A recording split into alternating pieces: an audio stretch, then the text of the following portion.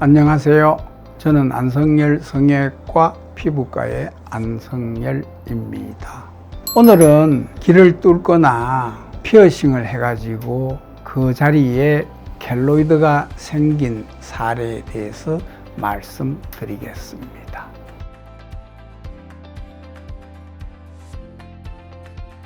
귀 바퀴에 생기는 켈로이드는 귀 볼에 생기는 켈로이드보다 치료하기가 어렵습니다.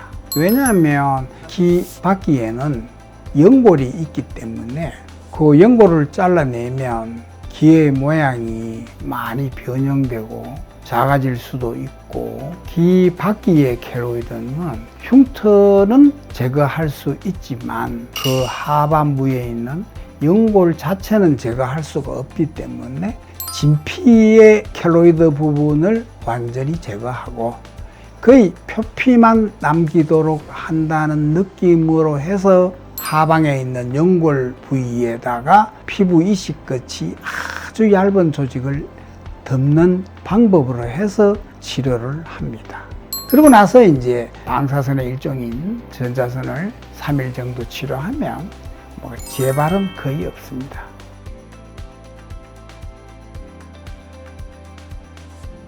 이 사람은 보시다시피 피어싱을 한 군데만 한 게 아니고 두 군데를 했기 때문에 볼록볼록한 게 두 군데나 있습니다.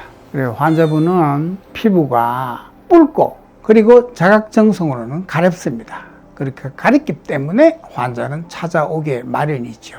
주사요법 가지고는 장기간 시간이 요하지요. 그래서 수술이 빠릅니다. 하반부에 있는 켈로이드를 절제할 수가 없는 형편이기 때문에 진피에 있는 켈로이드 흉터 조직을 제거하고 표피에는 켈로이드가 거의 없기 때문에 그 중간 부위를 없애고 위에 있는 아주 얇은 피부를 덮어서 치료를 하는 셈이죠. 약 한 3일 정도 방사선의 일종인 전자선을 치료하면, 그리고 실밥은 한 열흘 정도 돼서 제거하지요. 그러면 깨끗하게 나왔습니다. 그러나 재발하는 경우도 한 1%는 있는데, 그런 경우는 대개 임신했거나 피임약을 오래 장기간 복용했을 경우에 일어날 수가 있습니다. 한 6개월 후에 재발을 막게 하기 위해서 한 달에 한 번씩 약 한 20번 정도 레이저 치료를 하죠. 그렇게 레이저 치료 자체가 켈로이드를 예방하는데 드라마틱한 효과를 가지는 건 아니지만 그 자체로서 우리가 경과 관찰을 하는 하나의 이유가 되고 또 구실이 되어서 재발이 조금이라도 보이는 기미가 있으면 주사를 놓거나 레이저를 해서 예방하죠. 이 사람도 보면 하나는 경계선 쪽이고 하나는 저 깊은 데 있습니다. 역시 연골 부위에 있는 켈로이드는 치료가 귓볼에 있는 켈로이드와 달리 치료가 좀 어렵습니다. 켈로이드라고 하는 것은 조직학적으로 표피와 진피라는 두 피부 성분 중에서 표피에는 켈로이드가 없습니다. 그러나 진피에만 켈로이드가 있습니다. 지방 조직에도 물론 켈로이드가 없죠. 그러니까 이 진피에 있는 조직이 굉장히 커졌기 때문에 이 부분만 제거하고 표피는 남겨서 그 표피를 하방에 있는 연골 조직 위에다가 덮는 게 기켈로이드 치료의 방법입니다. 수술하고 전자선을 쬐면 거의 99%는 재발 없습니다. 드물게 1%가 있지만 그래도 그걸 막기 위해서 저희들은 한 6개월째부터 레이저를 치료하면서 한 달에 한 번씩 약 한 20번 정도를 관찰하죠. 그 중에 드물게 어떤 부위가 좀 붉고 또 가렵다고 하는 사람이 있을 수가 있습니다. 그럴 때는 얼른 국소주사를 해서 고치도록 방법을 강구하죠.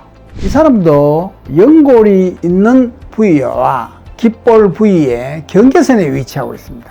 그래서 이제 점점 진행되면 뒤에 있는 그 켈로이드 흉터가 앞부위를 같이 연결이 됩니다. 그러면 더 표시가 동그랗게 나타나죠. 이러면 되게 가렵습니다. 가렵고 때로는 따끔거리고, 이런 서로 다른 증상이 동시에 있는 것이 켈로이드의 특징입니다. 치료는 진피 안에 있는 켈로이드 성분을 잘라내고 위에 있는 표피 성분을 덮지요. 그리고 방사선을 한 3일간 쬐면 재발은 99%는 없습니다. 처음에는 아주 작지만 이게 이제 가렵기 때문에 자꾸 환자가 긁게 되죠.